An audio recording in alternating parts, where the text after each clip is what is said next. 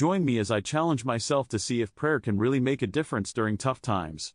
Prayer is often viewed as a last resort, something we turn to when we're at our wits' end and don't know where else to turn.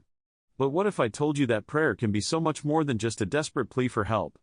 It can be a source of strength, comfort, and guidance, even in the darkest of times. Many of us have been there, facing challenges that seem insurmountable, feeling lost and alone, and wondering how we'll make it through another day.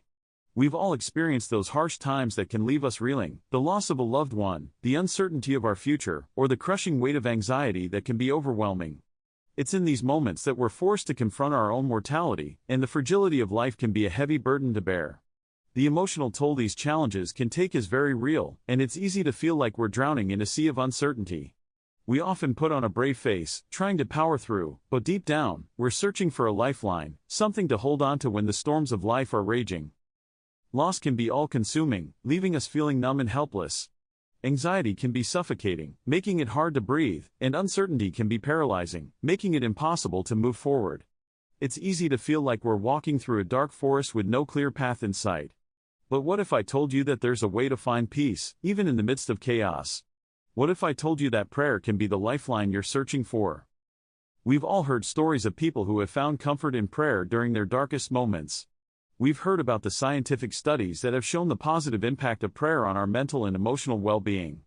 But what does that look like in real life? How does prayer actually help us cope with the harsh realities we face? For me, prayer has been a game changer. It's been a way for me to connect with something greater than myself, to find peace in the midst of turmoil. It's been a way for me to let go of the need to control, to surrender, and to trust that everything will work out. When I'm feeling overwhelmed, prayer helps me to focus on what's truly important. It helps me to see that I'm not alone, that there's a power greater than myself that's working on my behalf. I know it's not always easy. I know that prayer can be uncomfortable, especially when we're not sure if anyone is listening. But I've seen it work in my own life, and I've seen it work in the lives of those around me. I've seen people who were on the brink of giving up find new hope through prayer.